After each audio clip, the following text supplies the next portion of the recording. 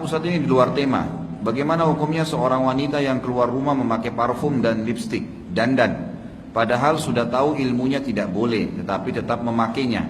Apakah suami yang membiarkan istrinya tersebut ikut berdosa? Kalau suami sudah ngingatin, tidak berdosa, gitu kan?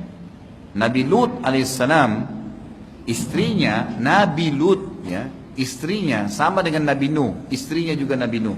Dua istri Nabi ini sudah didakwain tiap hari untuk beriman, nggak mau. Tetap tinggal satu rumah sampai Nabi Nuh alaihissalam, tetap tinggal satu rumah sama Nabi Lut alaihissalam, tapi pada saat azabnya Allah datang dihukum, nanti kan? Jadi kalau kita sudah ingatkan, maka sudah cukup. Yang tidak boleh kalau kita nggak ingatkan sama sekali, namanya dayuth dalam hadis. Dayuth itu adalah dosa besar bagi laki-laki yang tahu istrinya berbuat salah lalu dibiarkan. Dari sisi lain, saya ingin mengingatkan kalau ada ukhti yang dimaksud ini dalam pengajian kita, atau misalnya pun di luar sana. Dandan boleh dalam Islam, mau pakai lipstik warna merah kah, warna orange kah, warna apa saja. Mau pakai minyak wangi, mau dandan sisir rapi dengan rambutnya dengan rapi, boleh di rumah. Di depan suami, di depan mahram, ayah, anak, boleh. Jangan di pinggir jalan. Murah sekali kalau di pinggir jalan. Semua orang bisa lihat, gitu kan? Semua orang bisa nikmatin. Apa yang mau dibanggakan tuh, gitu kan? Kita harus punya nilai. Makanya dikatakan muslimah itu punya nilai mahal. Karena di luar orang tidak tahu apa-apa tentang dia. Orang kalau pakai jilbab besar, apalagi kalau pakai cadar, tujuan hikmah syar'inya adalah Allah mengatakan dalam Al-Quran, "Dzalika adna alla yu'zain." Tujuan utama jilbab, hijab itu agar mereka tidak diganggu. Kalau ada perempuan pakai jilbab besar, pakai cadar, kira-kira kalau ada yang mau niat jahat, apanya yang menggoda tuh?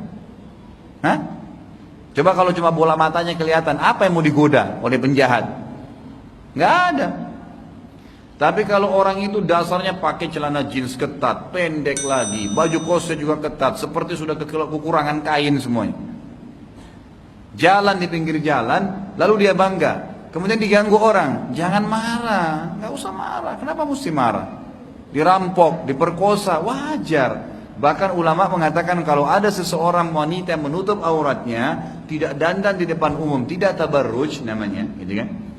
Tidak dandan di depan umum, kemudian diperkosa oleh penjahat, maka si perempuan dapat pahala, yang perkosa dapat dosa. Tapi kalau ada seorang wanita yang dasarnya berdandan, memakai minyak wangi yang sampai menggoda lawan jenisnya, pakaiannya ketat, tabarruj, terbuka semua, lalu diperkosa oleh penjahat, dua-duanya dapat dosa.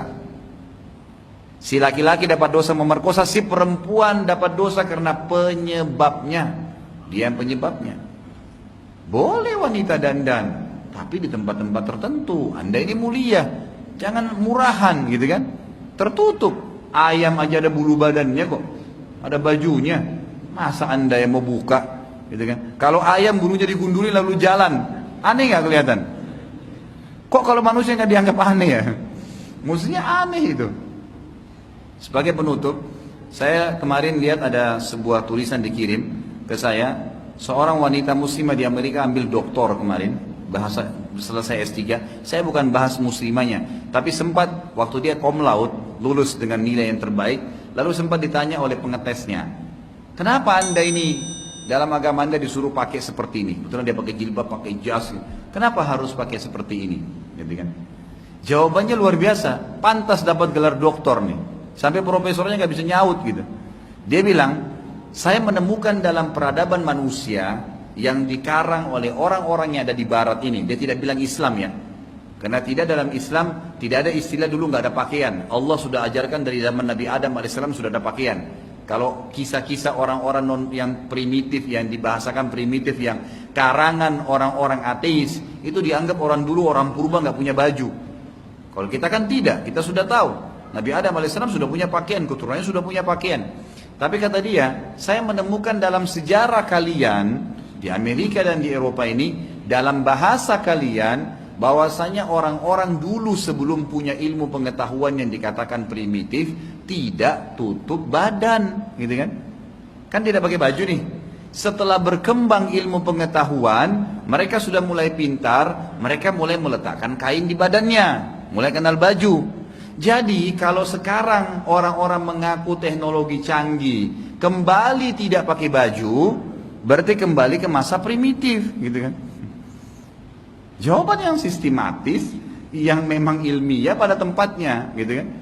Kenapa harus dianggap aneh malah orang kalau tertutup? Allahu a'lam. Semoga Allah berikan hidayah muslimin dan muslimat agar menjalankan agama Allah Subhanahu wa taala dan hiduplah mulia dengan Islam, saudaraku. Tidak ada sesuatu yang Allah Azza wa Jalla perintahkan dalam agamanya kecuali pasti kemuliaan bagi kita. Apa saja yang Allah haramkan, tinggalkan, berbahaya bagi kita, yang Allah halalkan, nikmatin, dan lebih banyak yang halal. Serta semua yang diperintahkan pasti memiliki hikmah-hikmah yang besar. Hanya mungkin kita yang belum mengetahuinya. Allahu a'lam. Mungkin begitu dulu. Mudah-mudahan yang kita bahas pada hari ini bermanfaat dan semoga Allah Subhanahu wa taala memberkahi majelis kita dan juga menjadikan kita orang yang bisa mengamalkan ilmu ini dan dijadikan juga sebagai tambahan timbangan amal sedekah kita pada hari kiamat. Terima kasih waktunya. Subhanakallahumma bihamdika asyhadu an la ilaha illa anta astaghfiruka wa atubu ilaik. Wassalamualaikum warahmatullahi wabarakatuh.